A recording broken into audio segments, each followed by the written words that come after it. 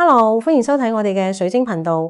你知唔知啊？全世界大概有35%嘅人夜晚係瞓唔着喎。你係咪其中一個？成日眼光光望住天花板，或者一瞓就發夢，發到好似拍電影咁，起身仲攰過未瞓。今晚我就同你介紹3隻可以幫你一覺到天亮嘅超強水晶。佢哋唔單止係飾品，直頭係你嘅睡眠救星。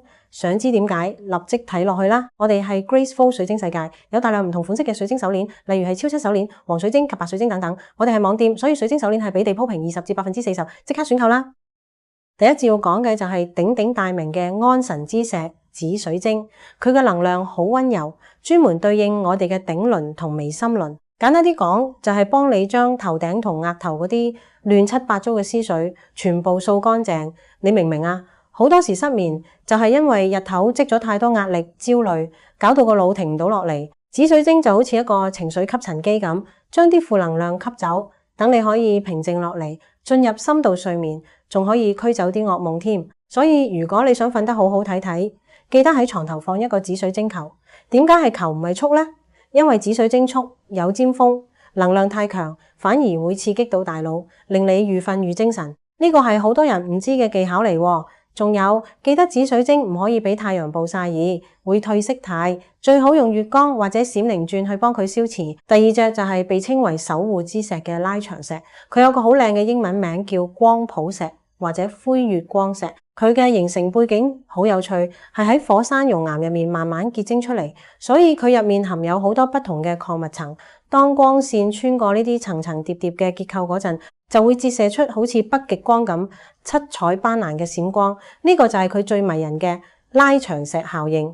嗱，市面上嘅拉長石主要都係睇佢個底色同埋閃光嘅顏色。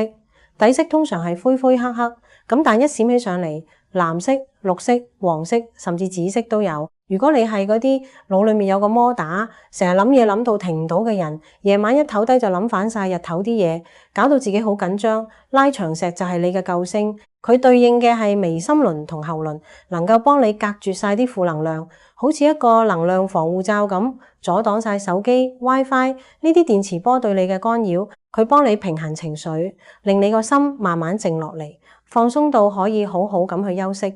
點樣戴最好？記住左入右出嘅理論。拉長石係要戴喺左手，將佢嗰種冷靜嘅能量吸進身體。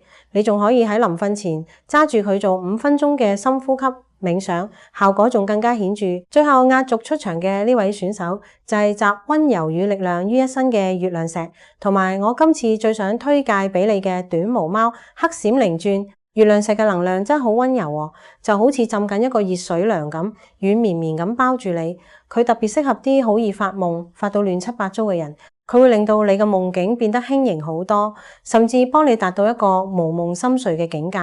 如果你買唔到月亮石，或者想效果更加好，咁你一定要認識黑閃靈鑽。黑閃靈鑽唔係普通嘅鑽石，佢其實係一種雙端水晶，天生就有自我淨化嘅能力，好似一隻短毛貓咁，會自己舔乾淨自己。佢最勁嘅地方係佢會主動幫你吸走房間入面嘅濁氣，穩定你個海底輪，俾你好強嘅安全感。你試諗下，你成間房嘅負能量俾佢吸晒，然後佢自己再排出乾淨嘅正能量，你喺呢個零雜質嘅空間入面休息，點會唔係高質素嘅睡眠呢？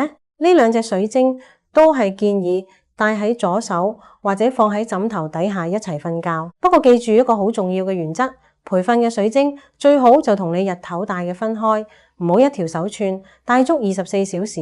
佢哋都需要時間輪流休息同埋淨化台。而清潔方面要特別小心，因為月亮石同紫水晶都係好怕太陽暴曬耳，一曬就會好似皮膚咁褪色，所以最好用月光淨化或者用閃靈鑽嚟幫佢哋消磁。總括嚟講，呢3隻水晶，紫水晶、拉長石同月亮石，每克閃靈鑽就好似你嘅睡眠鐵三角咁，一個幫你清空思緒，一個幫你隔絕干擾，一個幫你淨化空間，確保你由內到外都處於一個最好嘅休息狀態。安眠藥就好似一個冇插頭嘅充電器，電係充唔入去太，但係水晶就係一個能量防護罩，幫你修復返你嘅精微體同情緒，俾你由根本解決問題。好啦，最後想問下大家，你哋平時最怕嘅係眼光光等天光，定係發夢發到好似拍電影咁呢？留言話俾我知啦。如果呢條片幫到你，記得俾個 like， 分享俾你身邊成日話瞓得唔好嘅朋友，同埋緊住要訂閱我哋嘅頻道，當埋個小鈴鐺，咁就唔會錯過我哋下一集關於招財水晶嘅秘笈啦。我哋下次見，拜拜。